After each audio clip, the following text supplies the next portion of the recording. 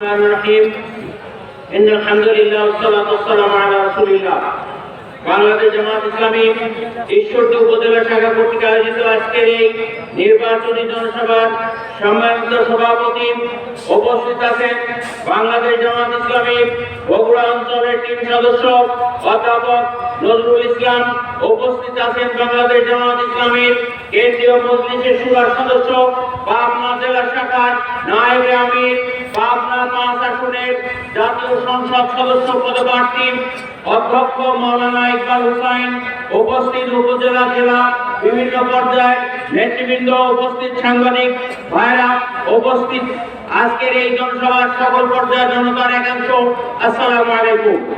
আমি আপনাদেরকে সংক্ষিপ্ত কয়েকটি কথা বলতে চাই। যখন বাংলাদেশ সারা বাংলাদেশের সকল অফিস আদালত ৫৩ বছর ধরে ঘুষের সয়লাভে নিমজ্জিত, দুর্নীতি দিয়ে যখন মেধাবীদের চাকরি হয় না, মামা খালু দিয়ে চাকরি হয়, যখন আর এই দেশে যারা ক্ষমতায় যায় অবৈধ সম্পদ উপার্জন করে এবং সেই টাকা পাচার করে বিদেশি অট্টালিকা তৈরি করে, হাজার হাজার ফ্ল্যাট তৈরি করে, বাড়িঘর তৈরি করে, একজন সন্তানের জন্য ৪৩০ কোটি টাকা শুধু লেখাপড়া করার জন্য খরচ টাকা যারা পাচার করে। সারা বাংলাদেশে আমরা লক্ষ্য করি ৯ বছরের বাচ্চা থেকে শুরু করে ৬০ বছরের বৃদ্ধা পর্যন্ত ধর্ষিত হয়। এই বাংলাদেশে একজন মেধাবী সন্তানের মেধার কোনো মূল্যায়ন হয় না। এখানে নিরাপত্তা ব্যবস্থা, নিরাপত্তার সাথে একজন ব্যবসায়ী ব্যবসা করতে পারে না, তাকে চাঁদা দিতে হয়। চাঁদার যন্ত্রণায় অতিষ্ঠ হয়ে নিজের সহায় সম্পদ বিক্রি করে বিদেশে চলে যায়। এরকম এদেশের অবস্থা।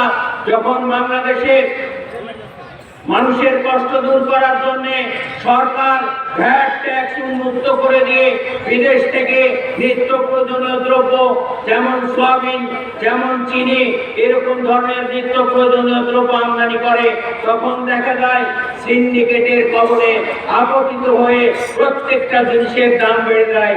এরপরে আমরা দেখি যে আজকে এই দেশে সিন্ডিকেটের মাধ্যমে সকল শ্রেণীর মানুষের রক্ত চুষে এক শ্রেণীর লোকেরা বড়লোক হয়, যারা শাসক শ্রেণীর সাথে থাকে তারা রাতারাতি বড়লোক হয়, আর মানুষ চিরদিনের জন্য তাদের শরীরের সমস্ত রক্তবিন্দুকে চুষে খায়।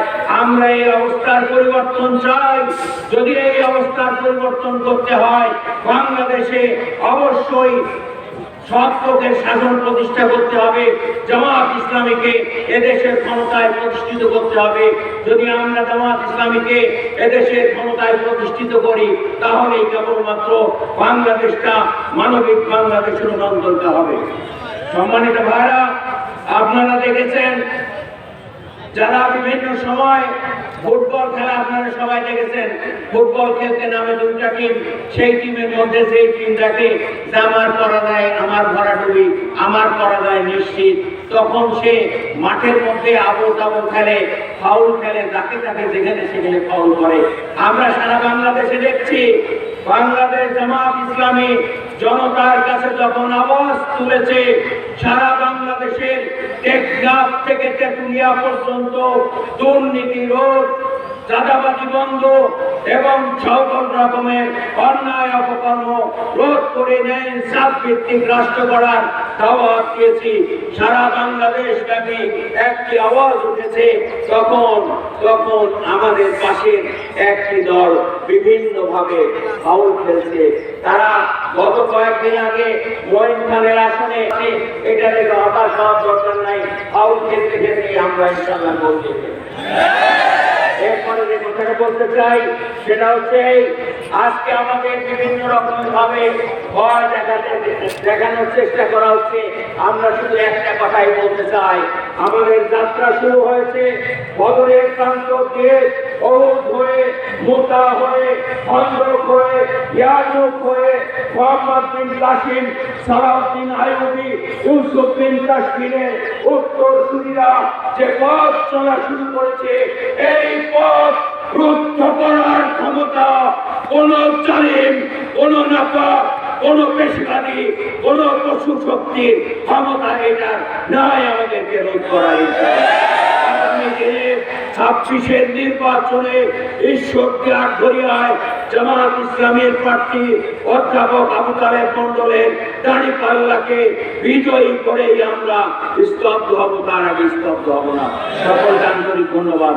আসসালামু আলাইকুম। আলহামদুলিল্লাহ।